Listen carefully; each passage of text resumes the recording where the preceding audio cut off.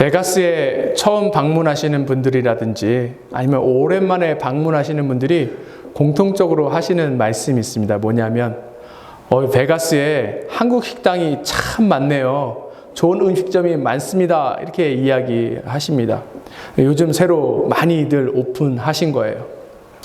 저도 기억합니다. 한 10여 년 전쯤에 신학교에 있을 때 이 지역에 방문하셨던 분들이 하시는 얘기를 들은 적이 있는데, 베가스 오면은 한국 식당 먹을 것이 없다 이렇게 이야기를 그때는 하셨어요. 그 10년 사이에 한국 식당들이 많이 생기게 된 것입니다. 그 이유는 그만큼 한국 식당을 찾으시는 분들이 많다는 의미겠죠. 단순히 한국 사람이 많이 늘었다는 것보다 미국 사람들도 한국 음식을 이제는 많이 알고 많이 찾으신다는 거예요. 왜 그렇게 됐는가? 바로 K 문화라고 알려져 있는 한국 문화가 이제 미국에도 잘 퍼지고 있었기 때문에 그렇습니다. 벌써 1년 가까이 됐네요. 작년에 BTS가 이 베가스에 와서 또 큰 센세이션을 일으켰는데, 그때 또 많은 사람들이 BTS 때문에 이곳을 방문하시고 그랬죠.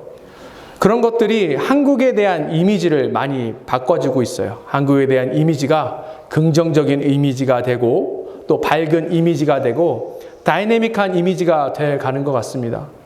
긍정적이고 좋은 것이죠. 근데 예전에 한국의 이미지는 어떠했나요? 한국 근대사의 어려움 때문에 우리가 일본으로부터 침략을 받고 또 그 이후에 북한과 전쟁을 치르고 분단이 되고 이 가운데 우리가 어려움을 많이 겪었습니다. 그래서 사람들이 한국 하면 떠오르는 전 세계적으로 한국 하면 떠오르는 이미지가 굉장히 부정적이었어요. 전쟁이라든지 분단이라든지 고아 이런 등등의 나쁜 이미지가 많이 있었던 것이 사실입니다. 그런데 그 이미지가 바뀌니 참 좋은 것입니다. 국가들도 그렇고 기업들도 그렇고 그래서 이 좋은 이미지를 얻기 위해서 이미지 메이킹을 많이 하려고 해요. 국가 같은 경우에 이미지 메이킹을 잘 하면 사람들이 많이 관광을 오기도 하고 또 외교하는 데 도움이 되기도 하고 또 여러 가지 교역하는 데도 도움이 됩니다.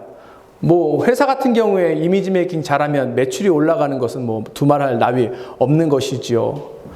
그렇다면 각 개인에게도 이미지가 있는데 중요한 것인가? 중요합니다. 어떤 사람은 호감이 가는 사람이 있는 반면에 어떤 사람은 비호감인 사람도 있습니다. 멋진 사람, 그런 사람들은 영향력을 미치게 되고 그런 사람들을 통해서 좋은 에너지가 주변에 발산되기도 합니다. 그렇다면 누가 멋진 사람일까요? 외모가 멋진 사람, 목소리가 멋진 사람, 옷차림이 좋은 사람, 이런 사람도 멋진 사람은 맞지만 사실은 멋진 사람이다라고 이야기하면 그 사람의 품격에 대해서 이야기하는 것입니다. 품격이 굉장히 중요해요. 품격은 그 사람 내면 안에 있는 아주 선하고 아름다운 성품이다라는 것입니다. 사실 하나님께서 우리를 이와 같은 성품으로 부르셨어요. 하나님께서 기대하시는 것이 우리 내면 안에 있는 선하고 아름다운 성품을 통하여서 세상 가운데 나아가는 것이고 또 세상도 크리스찬, 기독교인 하면 바라는 이미지가 사실은 이러한 것들입니다. 그런데 오늘 본문을 보니까 예수님께서 십자가를 선포하신 이후에 제자들의 모습은 이 내면의 선하고 아름다운 성품의 모습과는 달라요. 조금 괴리가 있는 것을 볼 수 있습니다. 예수님께서 십자가를 선포하셨기 때문에 제자들 안에 분란이 생긴 것이 아니라 그것을 통하여서 제자들 안에 있었던, 내면 안에 있었던 잘못된 것들이 드러나기 시작했지요. 우리가 2주 전부터 살펴봤지만 그래서 어떤 논란이 있었습니까? 누가 더 대단하냐? 누가 더 잘났냐? 라고 싸웠고 지난주에 봤던 본문은 제자 그룹이 아닌 다른 어떤 사람이 제자들보다 훨씬 더 능력 있는 것처럼 보이니까 시기해서 그것을 못하게 막았습니다. 잘못된 그런 성품과 품격이라고 볼 수 있습니다. 그래서 예수님께서 이것에 대해서 진단하시고 오늘 뭐라고 제자들에게 결론적으로 말씀하시는가 하면 제자들의 성품이 변화되어야 된다라고 말씀하십니다. 제자들의 삶의 품격이 높아져야 된다라고 말씀하고 있는 거예요. 이것은 지금 제자들 마음속에 있는 시기라든지 질투라든지 다툼과는 꽤 괴리가 있는 그런 거리가 있는 그런 상황이죠. 우리의 성품은 어떻습니까? 우리의 모습은 어떻죠? 우리도 변화가 돼야 되죠. 우리의 삶의 품격도 바뀌어야 합니다. 그렇다면 이 시간 가운데 어떻게 이러한 것들을 바꿀 수 있을지에 대해서 함께 살펴보기를 원합니다. 첫 번째, 삶의 품격을 높이기 위해서 우리는 마음을 헌신해야 합니다. 50절 함께 보도록 하겠습니다. 소금은 좋은 것이로되 만일 소금이 그 맛을 잃으면 무엇으로 이를 짜게 하리요? 너희 속에 소금을 두고 서로 화목하라 하시니. 지금 예수님께서 소금의 비유를 통하여서 제자들이 어떻게 살아야 될지에 대해서 이야기하고 계십니다. 지금 소금의 맛이라고 이야기했어요. 소금은 소금 특유의 맛이 있습니다. 그 맛을 잃으면 더 이상 소금은 소금이 아니게 되는 것이죠. 소금의 역할을 못하게 되는 것이거든요. 예수님께서 지금 50절에서 소금을 통해서 이야기하시고 싶은 것은 무엇인가 하면 제자들의 성품에 대해서 이야기하시는 거예요. 제자들이 제자들로서의 성품을 잃게 되면 더 이상 그 역할을 할 수 없다라는 것을 이야기하고 계시는 거예요. 근데 이 마지막에 보니까 소금을 두고 어떻게 하래요? 소금처럼 서로 화목하라, 화평하라 라고 이야기하고 있습니다. 이 화평하라 라는 것은 마태복음 5장 9절에 잘 나와 있는데 비슷한 맥락이에요. 화평하게 하는 자는 복이 있나니 그들이 하나님의 아들이라 일컬음을 받을 것임이요. 그렇죠? 제자들이 하나님의 아들입니까? 그렇죠. 우리가 하나님의 아들이에요? 그렇죠. 그렇다면 우리 가운데 나타나야 될 성품이 뭐라는 거예요? 화평하게 하는 것입니다. 그런데 이 화평하게 하는 자다라고 하는 그 단어를 우리가 보면 이 단어는 두 단어가 합해진 단어예요. 평화라는 단어와 만들다라는 단어가 합해진 것입니다. 그래서 영어 성경에도 보면 peacemaker 이렇게 나와 있습니다. 아무 말 안 하고 가만히 있는 사람이 화평케 하는 사람이 아니고 평화를 위해서 애쓰는 사람, 평화를 만드는 사람이 화평하게 하는 사람이다 라고 이야기하고 있는 것입니다. 오늘 본문의 그 마가복음 9장 50절 마지막 부분도 그 의미가 무엇인가 하면 평화를 지키기 위해서, 화평하게 하기 위해서 애쓰고 노력해라 라고 이야기하시는 거예요. 이게 우리의 부르심이라는 사실을 우리가 기억했으면 좋겠습니다. 그런데 이러한 성품을 어떻게 우리가 갖고 누릴 것인가? 그 앞에 본문 49절에 잘 나와 있습니다. 사람마다 불로써 소금치듯 함을 받으리라. 이 조금 해석하기 어려운 본문입니다. 49절도 소금이 나오고 50절도 소금이 나오는데 그 이유는 무엇인가 하면 이 49절의 소금과 50절의 소금이 의미가 다르게 쓰여 있어요. 이 49절의 소금에 대해서 이야기하는 것은 무엇인가 하면 과거에 구약시대 때 제사 지냈던 소제를 이야기하고 있습니다. 레위기 2장 13절 함께 보도록 하겠습니다. 내 모든 소제물에 소금을 치라. 내 하나님의 언약의 소금을 내 소제에 빼지 못할지니 내 모든 예물에 소금을 드릴지니라. 과거에 구약 백성들이 하나님 앞에 예물을 가지고 올 때 제사 드렸던 방식이 여러 개가 있는데 그 중에 하나가 뭐라고요? 소제입니다. 소제는 어떻게 하는, 소제의 특징은 무엇인가 하면 소제는 짐승으로 드리는 제사가 아닙니다. 곡식으로 드리는 건데 중요한 것은 뭐예요? 거기에 소금을 치는 거예요.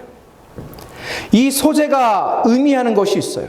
소제가 의미하는 것은 무엇인가 하면 거룩한 삶을 상징합니다. 하나님 앞에 거룩한 삶을 살겠습니다. 하나님 앞에 순결하겠습니다. 라고 헌신하는 마음을 가지고 하나님 앞에 소제물을 드린다는 거예요. 예수님께서 지금 이 과거의 소제의 그 예배 방식을 통하여서 지금 제자들에게 말씀하시고 싶은 것이 무엇인가 하면 지금 제자들의 모습은 주님께서 부르시는 그 제자의 모습과는 거리가 있다는 거예요. 화평케 하는 자로 불렀는데 지금 제자들은 화평케 하는 자와는 거리가 멀지요. 지금 제자들 안에 있는 가장 큰 이슈는 무엇입니까? 누가 가장 크냐는 거예요. 누가 가장 영향력이 있냐는 거예요. 누가 제일 잘났냐는 것입니다. 한 10년 전에 한국의 그 아이돌 그룹 중에 불렀던 노래 중에 하나가 내가 제일 잘 나가 이런 노래가 있었습니다. 지금 제자들이 그 얘기하는 거예요. 서로 자기가 제일 잘났다고 서로 다투고 있는 것입니다. 서로의 영적인 능력을 보고 시기, 질투해서 불화를 지금 조장하고 있는 거예요. 예수님께서 오늘 보면 조금 과장법을 사용해서 비유를 드십니다. 좀 예수님의 평소의 모습과는 다른 것처럼 보여요. 43절, 45절, 그리고 47절 보겠습니다. 만일 내 손이 너를 범죄하게 하거든 찍어버리라. 장애인으로 영생에 들어가는 것이 두 손을 가지고 지옥 곧 꺼지지 않는 불에 들어가는 것보다 나으니라. 만일 내 발이 너를 범죄하게 하거든 찍어버리라. 다리 저는 자로 영생에 들어가는 것이 두 발을 가지고 지옥에 던지는 것보다 나으니라. 만일 내 눈이 너를 범죄하거든 빼버리라. 한 눈으로 하나님의 나라에 들어가는 것이 두 눈을 가지고 지옥에 던지는 것보다 나으니라. 지금 예수님께서 굉장히 과격한 비유를 들으십니다. 죄 지으면 어떻게 하라는 거예요? 그걸 다 없애버리라는 것입니다. 그렇죠. 그런데 이것을 문자 그대로 우리가 받아들이면 안 됩니다. 만약에 손으로 어떤 죄를 짓는 사람 잘못했다고 그 팔을 그 자리에서 딱 잘라버리면 이 사람이 더 이상 죄를 짓지 않나요? 아니에요. 남은 다른 한 손으로 그렇게 죄를 짓게 됩니다. 지금 예수님께서 말씀하시는 이 43절, 45절, 47절에서 말씀하시는 손과 발과 눈은 우리 인간이 기본적으로 마음속에 갖고 있는 죄에 대해서 지금 이야기하고 있는 거예요. 우리가 잘 아는 것처럼 육신의 정욕, 안목의 정욕, 이생의 자랑에 대해서 지금 이야기하고 있는 것입니다. 제자들 마음속에 이런 것들이 지금 가득하다는 거예요. Where we go, what we do, what we see, 이것이 지금 제자들 안에서 중요하다라고 이야기하고 있는데 이게 세상적인 관점으로 그 탐욕으로 인해서 그 마음속에 가득 차 있다는 것입니다. 그러니 예수님께서 지금 이야기하시는 것이 이러한 것들을 그 마음속에서 제거하라는 거예요. 앞에 소재에 대해서 말씀하셨죠. 다시금 그 마음을 헌신하는 거예요. 거룩한 삶으로 나아가도록 마음의 재헌신이 필요하다라고 이야기하고 있습니다. 예수님께서 기대하시는 제자들의 모습은 뭐라고요? 화평케 하는 사람이에요. 피스메이커예요. 근데 지금 제자들의 모습은 피스메이커입니까? 트러블메이커입니까? 트러블메이커예요. 트러블메이커예요. 왜요? 제자들 마음속에 개인의 꿈과 개인의 야망을 쫓아가는 마음이 가득하기 때문에 그렇습니다. 예수님께서 지금 그래서 명령하시는 거예요. 그 모든 것들을 버리라. 내면의 욕심을 다뤄야 한다. 그래야 진정한 제자의 성품 그리고 삶의 품격이 올라간다. 라고 지금 제자들에게 예수님께서 말씀하고 계시는 것입니다. 우리의 마음이 어떤지 이 시간 가운데 살펴봤으면 좋겠습니다. 우리 마음을 가득 채우고 있는 것이 우리 개인의 야망일 수 있어요. 우리 안에 있는 탐욕일 수 있습니다. 지금 세상이 다 그렇게 살고 있기 때문에 우리는 세상으로부터 이러한 탐욕을 배우고 있습니다. 모든 사람들이 더 가지고 싶고 더 누리고 싶어 합니다. 난 이 정도면 됐으니까 고만 갖겠어요. 고만 누리겠어요. 라고 이야기하시는 분 들어본 적 있으십니까? 없어요. 그런 사람은 없어요. 그런데 우리들도 알게 모르게 세상으로부터 영향을 받아서 그러한 삶을 살고 있다라는 것입니다. 우리도 제자들과 같이 우리의 성품이 온전히 변해야 합니다. 우리의 품격이 올라가야 해요. 그런데 계속해서 우리 안에 욕심과 야망을 챙기고 있다면 그것은 불가능할 것입니다. 우리도 오늘 예수님께서 제자들에게 명령하신 이 명령을 붙들고 우리가 재헌신하며 나아갔으면 좋겠어요. 우리의 모습이 예수님의 기대와 얼마나 다른지를 깨닫고 헌신하는 거예요. 다시금 거룩한 삶, 정결한 삶, 제자의 삶으로 나아가기 원합니다. 화평케 하는 자리 가운데 나아가기를 원합니다. 라고 고백하는 저와 여러분 될 수 있었으면 좋겠습니다. 두 번째, 삶의 품격을 높이기 위해서 우리는 하나님 나라를 향한 열정을 품어야 합니다. 다시 예수님의 그 비유 43절, 45절, 47절을 보면 꽤 이 과장법이 많이 들어가 있는데, 그렇다고 지금 예수님께서 제자들을 지적하시면서 그러니 너희들은 죄를 지었고 너희 마음속에 탐욕이 가득하기 때문에 지옥에 갈 거야 라고 이야기하시는 건가요? 그런 말씀은 아니에요. 그런 의미는 아닙니다. 하지만 예수님께서 이 43절, 45절, 또 47절 통해서 우리에게 이야기하시는 것이 무엇인가 하면 천국의 삶과 지옥의 삶이 있다는 것입니다.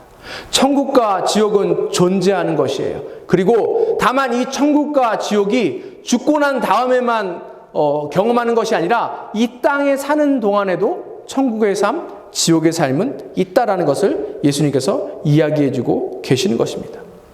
이 비유가 지금 지적하고 있는 것은 이런 것들이에요. 지금 제자들이 마음속에 무언가를 품고 그것을 누리기 위해서, 그것을 얻기 위해서 살아가는데 이것은 하나님 나라를 위해서 살아가는 것인가? 아니면 세상 나라를 따라서 살아가고 있는 것인가에 대해서 또한 지적하고 있는 것입니다. 지금 제자들 마음속엔 어떤 마음이 가득해요? 자기중심적인 마음이 가득한 거예요. 이기적인 마음이 가득한 것입니다. 다른 사람 상관없어요. 나만 잘 되면 된다고 생각하는 것입니다. 나만 피해를 보지 않으면 된다라고 생각하는 거예요. 만약에 그렇게 살다가 주변에 어려운 사람이라든지 이런 사람들이 있으면 도와줄 수는 있지만 그게 그 사람들에게 큰 삶의 이유와 목적은 아닌 거예요. 자신의 안녕만 위해서 나아가는 것, 이게 지금 제자들 마음속에 가득한 것인데 이러한 삶은 하나님 나라의 삶과는 거리가 멀다는 것이에요. 세상 사람들이 살아가는 방식 그대로 가는 삶은 결국은 이 땅에서 살지만 하나님 나라를 경험하기보다는 지옥을 경험할 수밖에 없다는 것입니다. 무엇보다 지금 문제가 되는 게 뭐예요? 이 제자들 마음속에 아직 해결되지 않는 시기와 질투의 문제입니다. 시기와 질투가 비슷한 것 같지만 시기와 질투가 조금 의미가 달라요. 시기는 내가 없으니까 상대방도 없었으면 좋겠다라고 생각하는 게 시기입니다.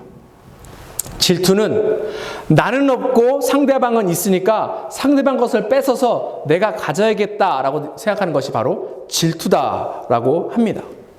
어느 날 시기와 질투, 이 두 친구가 길을 걷고 있는데 한 왕이 나타나서 이 시기와 질투에게 이야기를 합니다.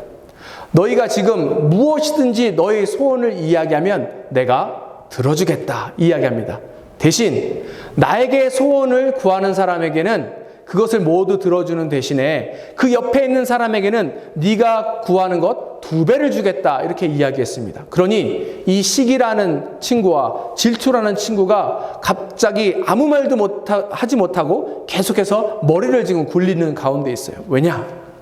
이 시기라는 친구는 자기보다 옆에 있는 친구가 2배 더 갖는 상황이 싫기 때문에 선뜻 뭐라고 이야기하지 못하고 있는 것이고, 이 질투라는 친구는 어떻게 하면 시기라는 애가 갖고 있는 것을 다시 뺏을 수 있을까라고 생각해서 머리를 지금 계속 굴리고 있는 것입니다. 한참을 고민하던 끝에 시기라는 친구가 이렇게 이야기했다라고 해요. 지금 내 왼쪽 눈을 빼주세요. 이렇게 이야기했다라고 합니다. 그러면 나는 눈 한 개 있겠지만 상대방은 눈이 다 없겠지요. 이게 시기와 질투의 참 면목이고 그것을 가지고 있을 때에 얼마나 삶이 비참해질 수 있는지를 이야기하는 것 같습니다. 서로에게 득이 되고 이득이 되는 게 아니라 이 시기와 질투는 어떻게 만드는 거예요? 모두 다 불행하고 파멸하게 만든다는 것입니다. 예수님께서 지금 과장법을 쓰셨는데 이유가 있어요. 이건 충격 요법입니다. 깜짝 놀라서 정신 차리라고 예수님이 지금 세게 이야기하시는 거예요. 왜냐? 예수님께서 이 제자들을 부르실 때에 이 제자들이 예수님이 갖고 계신 그 하나님 나라의 가치와 의미를 동의하고 그것에 대해서 동의했기 때문에 따르기를 결단하고 예수님을 쫓아 나아가고 있는 것입니다. 그런데 어느 순간 이 초심을 잃어버린 거예요. 어느 순간 이 마음의 동기가 바뀌게 된 것입니다. 생각이 바뀌게 된 거예요. 하나님 나라보다는 자신의 왕국, 자신의 가치, 자신의 능력, 자신의 것들을 위해서 나아가기로 그 마음이 변해져 버린 것입니다. 그러니 예수님께서 이 충격요법을 통해서 정신 차려라, 마음을 돌이켜라, 다시금 원래 헌신했던 그것으로 돌아가라 라고 예수님께서 이야기하고 계시는 거예요. 그러면 제자들이 되돌이켜야 할 그것은 무엇입니까? 마태복음 5장 6절입니다. 함께 보시겠습니다. 의에 줄이고 목마른 자는 복이 있나니 그들이 배부를 것임이요. 제자들이 마음에 품어야 될 것이 이거라는 거예요. 뭐예요? 의에 줄이고 목마른 것입니다. 하나님의 의에 줄이고 목마른 것을 다시금 찾으며 나아가라 라고 이야기하고 있어요.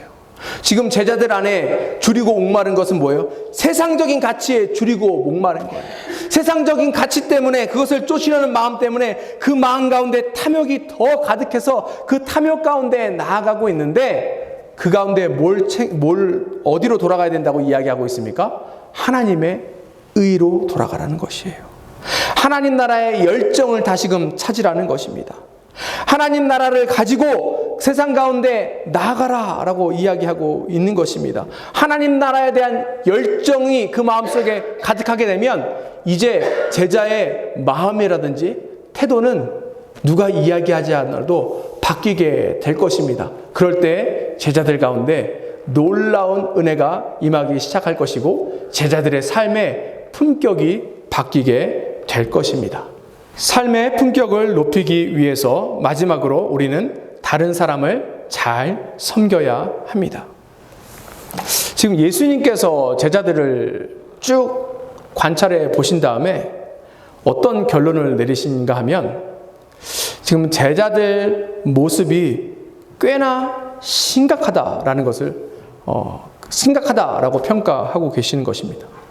제자들 사이에 이런 다툼, 삶의 태도가 너무나도 어긋나 있기 때문에 그래요. 42절 보도록 하겠습니다. 또 누구든지 나를 믿는 이 작은 자들 중 하나라도 실족하게 하면 차라리 연자맷돌이 그 목에 매어 바다에 던져지는 것이 나으리라. 지금 제자들의 모습이 예수님께서 42절의 예화로 들은 이 모습과 같다라고 이야기하고 있습니다. 제자들은 생명을 얻게 하기 위하여서 생명을 구원하고 하나님 나라를 사람들로 하여금 하나님 나라에 초대하기 위해서 부름받았는데 지금 제자들의 이 모든 모습은 도리어 어떻게 한다는 거예요? 생명을 죽이고 파멸하고 있다라고 이야기하고 있습니다. 영혼에게 상처를 주고 넘어지게 하고 좌절하게 만들다라고 이야기하고 있습니다. 사실은 이것보다 더 심각한 부분이 있어요. 이 42절에 보면 실족하게 하다라는 단어가 있는데 이 실족하게 하다라는 단어가 사실은 죄짓게 한다, 넘어지게 한다라는 의미가 있습니다. 단순히 누구에게 상처를 주는 것으로 끝나는 것이 아니라 상대방으로 하여금 죄짓게 만들고 그래서 넘어지게 만드는 것이 지금 제자들의 모습이다라고 이야기하고 있어요. 지금 제자들이 왜 다투고 있다고요? 누가 더 중요한 사람인가? 누가 더 영향력 있는 사람인가? 누가 더 잘 나가는 사람인가? 이것 때문에 다투고 있다라고 하죠. 그렇게 상대방과 누가 더 나은 사람이라고 이야기할 때에 어떤 방법을 사용해요? 서로 비교하는 거예요. 야, 내가 너보다 이거 더 잘해. 내가 너보다 이거 더 잘해. 내가 너보다 이거 더 잘해. 이렇게 이야기하기 시작합니다. 근데 이건 한계가 있어요. 한계가 있어요. 그러면 더 이상 내가 상대방보다 잘하는 것을 이야기하기가 어려우면 그 다음엔 어떻게 합니까? 네가 나보다 못하는 것이 무엇이냐? 이걸로 바뀌기 시작하는 거예요. 너는 이것이 나보다 못해. 너는 이것이 문제야. 저것이 문제야. 이렇게 이야기하기 시작합니다. 그러다가 어느 순간까지 오게 되냐면 누구의 은사가 더 중요하고 누구의 은사가 더 훌륭하고 누구의 은사가 더 화려한 죄에 대해서도 이야기하기 시작하는 거예요. 이걸로 서로 죄짓기 시작한다는 것입니다. 고린도전서 12장 7절 함께 보도록 하겠습니다. 각 사람에게 성령을 나타내심은 유익하게 하려 하심이라. 하나님께서 각 성도들에게 은사를 주셔요. 은사를 주시는 이유와 목적이 뭐라고요? 서로에게 유익하게 하기 위해서. 서로에게 유익하기 위해서 하나님께서 은사를 주신다는 것입니다. 이게 고린도 교회에서도 이게 사실 문제가 됐었는데 무엇인가 하면 이 제자들과 같이 서로 누가 더 리더가 되어야 되고 누가 더 유능하고 누가 더 능력 있고 그래서 누가 더 좋은 자리에 차지해야 되느냐고 싸우다가 결국은 은사 싸움까지 변질되게 된 것입니다. 어떤 은사가 더 좋은 은사고 어떤 은사가 더 가치 있는 은사고 어떤 은사가 더 훌륭한 은사인가. 그러다 보니까 은사를 통해서 다른 사람을 돕고 섬겨야 되는데 은사가 싸움거리가 되는 거예요. 그렇죠? 그런데 처음에는 본인은 그렇게 생각하지 않았어도 자꾸 어떤 사람이 은사 가지고 자랑하고 은사 가지고 다른 사람 판단하기 시작하면 다른 사람들도 그것에 대해서 영향을 받고 똑같이 그 일을 하기 시작한다는 거예요. 예수님 제자 그룹 사이에서 누가 먼저 크다라고 논쟁을 시작했는지 잘 모르겠습니다. 성경에서 그렇게 이야기하지 않기 때문에 누가 이 다툼의 시발점이 되었는지는 몰라요. 하지만 누군가 불을 지피고 나자 모든 사람들이 그 안에서 동참해서 서로 이러한 다툼을 하고 있다는 것입니다. 누구 잘못이에요? 다 똑같이 잘못한 거예요. 제자들이 서로 누가 크냐, 누가 더 유능하냐라고 이야기했을 때에 그 중에 한 사람도 그렇게 이야기하면 안 된다. 우리의 부르심은 그것이 아니다 라고 이야기하지 않았어요. 물론 그렇게 이야기하고 싶었을지도 모릅니다. 하지만 어떤 사람 때문에 이 일이 촉발되니까 불이 여기서부터 시작해서 온 사방을 다 집어삼키듯이 그렇게 확산되게 된 것입니다. 우리가 그래서 주의해야 돼요. 주의해야 돼요. 우리 안에 이런 죄된 본성이 드러날 때에 우리 죄 때문에 이 죄가 다른 사람에게도 전염되고 그래서 그 사람이 그것으로 인해서 또한 실족하고 넘어질 수 있다는 사실을 기억했으면 좋겠습니다. 지금 예수님께서 조금 심각하게 그래서 이야기하시는데 42절에 보니까 뭐예요? 사명에 실패할 경우에 아예 그냥 이곳에서 떠나버려라 라고 이야기하고 있습니다. 연자맷돌이 무엇인가 하면 예전에는 곡식을 이렇게 빻기 위해서 아주 큰 맷돌, 한국에는 그런 게 많이 없는데 아주 큰 맷돌을 가져다가 그 안에다가 그 곡식을 넣고 이렇게 빻았다고 합니다. 그런데 너무나도 이게 크기 때문에 사람이 이것을 가지고 돌릴 수가 없죠. 그래서 나귀에게 이것을 지워서 돌리게 했다라고 합니다. 그러니까 얼마나 큰 맷돌인지 우리가 알 수 있죠. 그런데 차라리 그렇게 하려면 어떻게 하라는 거예요? 그 맷돌을 목에 걸고 물에 빠져서 죽으라는 거예요. 예수님께서 지금 굉장히 심각하게 그리고 세게 과도하게 이야기하고 계십니다. 너희가 너희의 역할을 하지 못할 바에야 아예 그 자리에서 떠나라 라고 예수님께서 심각하게 이야기하시는 거예요. 그러니 중요한 건 뭐예요? 다시금 마음가짐을 잘 해야 합니다. 마음가짐을 잘 해야 된다는 의미는 마인셋을 바꿔야 된다는 거예요. 어떤 마인셋을 바꿔요? 겸손한 마인셋으로 바꿔야 합니다. 우리가 다른 사람을 섬겨야지, 다른 사람에게 잘 대접해줘야지, 이것은 겸손의 모습입니까? 겸손한 척 하는 것입니까? 얼핏 보면 겸손한 것처럼 보이지만 겸손한 척 하는 거예요. 겸손은 위치 자체를 낮추는 것입니다. 영어 단어로 보면 겸손은 humility 이렇게 써 있지만 또 그 굴욕이라는 단어는 뭐예요? humiliation 이렇게 쓰여 있습니다. 그러면 이 어근이 같은 거예요. 모습 자체는 겸손과 굴욕이 같지만 그 안에 마인셋 때문에 달라지게 되는 것입니다. 겸손은 원래 있어야 하는 자리에 가는 거예요. 원래 낮은 자리에 있었으니까 낮은 자리로 내려가는 것은 겸손인데 원래 있는 자리로 가려고 하지 않다 보니까 누군가가 강요로 인해서 그 사람을 낮은 곳까지 가게 만들어요. 이것은 뭐예요? 굴욕이에요. 예수님은 겸손의 자리로 오셨어요. 왜요? 스스로 낮은 자리로 오셨기 때문에 그렇습니다. 그런데 제자들은 그렇게 가고 싶지 않았어요. 그러니 굴욕을 당하면서 지금 그 자리로 갈 수밖에 없는 상황 가운데 있습니다. 그런데 예수님께서 뭐라고 이야기하시는 거예요? 원래 낮은 자리에 있었으니까 낮은 자리에서 하나님을 보면서 사람들을 섬기라는 것입니다. 42절에 지금 이야기하는 게 뭐예요? 이 작은 자라고 이야기합니다. 아주 연약한 자라고 이야기해요. 이 연약한 자를 단순히 섬기고 도와주라고 이야기하는 것이 아니라 너희가 이 연약한 자들보다 낮은 자리에 있었다. 원래부터 낮은 자리에 있었기 때문에 그 자리에서 그 사람들을 섬기며 나아가는 것이 옳은 마음의 태도이다라고 이야기하고 있는 것입니다. 부모로서 가장 뿌듯할 때가 언제일까요? 부모로서 가장 뿌듯할 때는 자녀들이 잘 성장해서 자기 역할을 잘하면 부모로서 참 마음이 뿌듯한 것 같습니다. 자녀들을 잘 섬기는 것입니다. 자녀들을 잘 세우는 것이에요. 이것이 부모의 역할이자 부모가 해야 할 그 모습인 것입니다. 제자들도 마찬가지예요. 겸손하게 제자들 자리에 선다라는 의미는 무엇인가 하면 영혼을 잘 세우고 영혼을 잘 섬기는 거예요. 영혼이 제자가 될 수 있도록 예수님을 닮는 그것까지 나아갈 수 있도록 잘 뒤에서 서포트 하는 것입니다. 그러한 모습을 보일 때 비로소 그 제자들 안에 삶의 품격이 올라가게 되는 것입니다. 우리가 이와 같은 삶을 살 때 비로소 우리의 품격이 올라가게 되는 거예요. 이 모습이 어떤 거라고요? 화평케 하는 자임을 우리가 기억했으면 좋겠습니다. 말씀을 마무리하고자 합니다.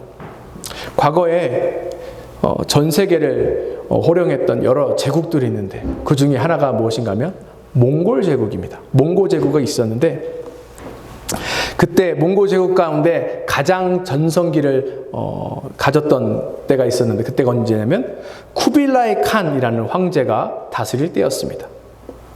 이 쿠빌라이 칸이 몽골 전체를 제국을 다스렸을 때에 이탈리아에서 마르코 폴로라는 상인이 와서 이렇게 접견하고 돌아가게 되었죠. 그때 쿠빌라이 칸이 마르코 폴로에게 이와 같이 요청했다고 합니다. 너가 본국에 돌아가면 거기서 나에게 그리고 이 궁전에서 기독교를 가르쳐 줄 수 있는 선생님 100명을 보내줬으면 좋겠다 이렇게 이야기했다고 합니다. 그러니 마르코 폴로가 이 이야기를 듣고 가서 그것을 전달해요. 그런데 안타깝게도 그 당시에 로마 교회가 이 기독교 선생님 100명을 몽고 제국에 보낼 수 있는 상황이 안 됐습니다. 왜 그런가 하면 서로 싸우고 다투고 분쟁이 일어났기 때문에 그렇습니다. 흡사 오늘 우리가 본문에서 봤던 이 제자들의 모습과 같았던 거예요. 그래서 100명은 고사하고 한 명이 몽고 제국에 가게 됐는데 무려 이 한 명이 몽고 제국으로 돌아갈 때까지 걸린 시간이 28년이나 걸렸습니다. 28년이나 가보니 이미 쿠빌라이 칸은 늙어서 그 자리를 은퇴한 후에 있었어요. 그리고 그를 찾아온 그 한 명의 기독교 선생님에게 뭐라고 이야기했냐면 너무 늦었습니다. 나는 이미 우상숭배에 빠져 있고 너무 늙어버렸습니다. 라고 이야기했다라고 합니다. 이 쿠빌라이 칸이 100명의 그 기독교 선생님을 요청할 때에 바로 그 일이 이루어졌다면 지금 중앙아시아의 선교의 역사가 어떻게 바뀌었을지 모르겠습니다. 주님께서 우리를 부르셨는데 어떻게 부르셨는가? 소금이 맛을 내는 것 같이 그렇게 부르신 거예요. 그 소금의 맛은 무엇인가 하면 선하고 아름다운 성품입니다. 특별히 화평케 한 자로 우리를 부르셨습니다. 마틴 로이드 존스라는 목사님께서 이 화평케 하는 사람이 어떤 사람인가라고 이야기하셨냐면, 자신의 삶의 중심, 관심사를 하나님의 영광으로 삼고 그 영광을 섬기기 위해서 자신의 삶을 헌신한 사람이다라고 이야기했다라고 합니다. 우리도 이러한 삶을 살아야 할 것이에요.